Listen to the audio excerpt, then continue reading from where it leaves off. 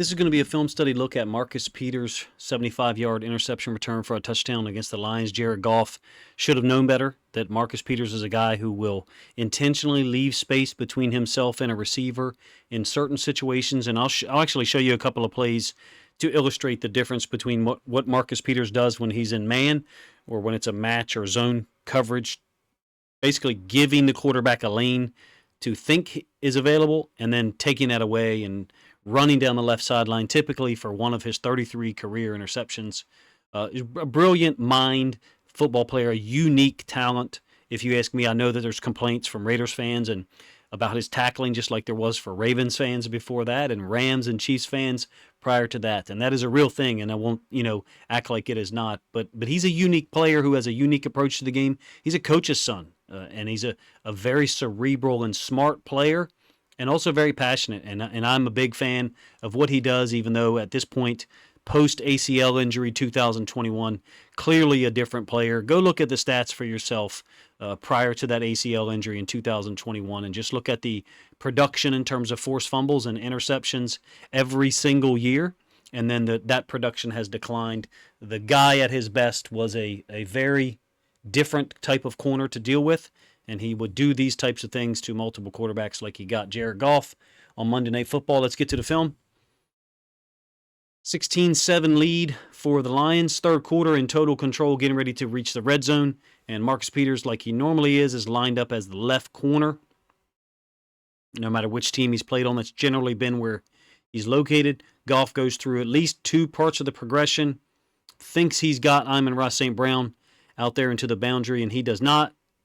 St. Brown, amazing hustle, trying to track down Marcus Peters and dive for the football as late as he can. A brilliant play by Marcus Peters. I want to break it down just a little bit. He had a bunch formation under center. The Lions are one of the teams that goes under center bunch often. And it looks to me like Goff is going to initially look to this side of the field, possibly come back to the middle where the tight end is. I don't think he gives serious consideration to throwing the football there. 1, 2, comes all the way back. And look at what Marcus Peters is doing. He's not jumping this for a lot of reasons. Number one, he doesn't want Amon-Ra St. Brown to turn this up the field potentially and beat him deep. But this is also what he does generally in zone and match coverages. Try to bait the quarterback to throw. And I've paused the screen, but look at his body language. He is waiting for the ball to be thrown, and as soon as Goff pulls the pin on the grenade, Peters is gone, picks it. I was rooting for the Lions like I do now every game except for Week 7 when they came to Baltimore and played the Ravens. But I will root for Marcus Peters no matter what. Let's give you the end zone angle of the same play and then show you a couple of plays from this season that just illustrate how different he covers things in man and how physical he can be with certain guys. And maybe the matchups that aren't in his favor, smaller, quicker receivers on vertical routes. You can see Goff's been pressured. Poor decision, throw that ball out there. Peters undercuts it. You've seen this, almost 36 times in his career. I think he's now 7th.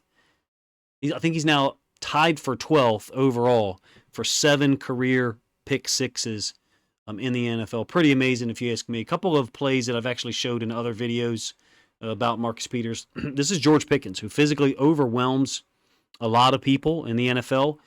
That will not happen to Marcus Peters. It doesn't matter who it is. Jamar Chase, George Pickens, he will be physical. He will make contact, initiate contact, and sometimes draw penalties, but he will let the receiver know off the jump that this is going to be a physical situation. If you're going to come out here and deal with me, some people will say he's very handsy and should get called for more penalties. I don't think Marcus Peters cares. And that's one of the things I like about him. Bad matchups for him, if you ask me, is smaller receivers. That are speedy. This is Austin against Peters. They no safety help in the middle of the field. 72-yard touchdown pass. Beat very, very badly here, if you ask me. It kind of illustrates the lack of speed that he has at this point. I don't think he was expecting to not have safety help there, but I can't prove it. In any case, still beat. The complaint about him tackling is legitimate. A little bit of film of him showing that he can when he's willing to and properly motivated. I think of Week 5, 2022, playing for the Ravens, The Cincinnati Bengals come to town after making the Super Bowl in 2021, and Marcus Peters got into Jamar Chase's grill 3 times in the first half to basically let him know that this is going to be a different situation. This isn't 2021. So when you hear me talk about him in glowing terms, even though the rating services do not rate him very highly, I'm sure, that's why.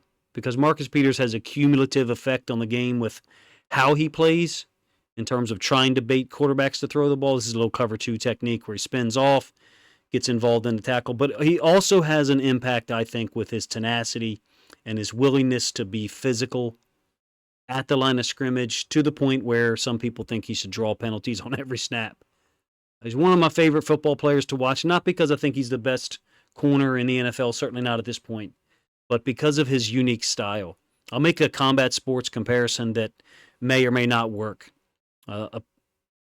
Another one of my favorite athletes, very different style from so many other people, a style that drew criticism at times, but was also incredibly devastating at others, and that's Anderson Silva.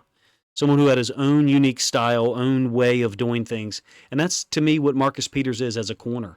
If you don't know, if you're new to football in terms of the last 3, 4, 5 years as a fan who focuses on the game, Marcus Peters had 8 interceptions his rookie year and a forced fumble. I believe he had a pick 6 called back that year, but I may be thinking of his second season. Go look at the career stats pre-ACL injury and maybe just marvel and respect that the dude can still get out there and do this. I think at age 31, he's an Oakland guy. The Raiders are no longer in Oakland. They're in Vegas. Obviously, his dad's a pretty prestigious high school coach in Oakland. So he's a coach's son, very smart, and I think ahead of the game in a lot of ways with the way he thinks about it. I'm just glad to see him have an impact on Monday Night Football and make a play. I hope it's one of many more that he's able to make in his career. Appreciate you guys' time. Let me know what you think of the film study and how I talked about Marcus Peters' game and maybe showed at least one of the weaknesses of his right now in terms of keeping up with small, speedy receivers on vertical routes. Appreciate you guys' time.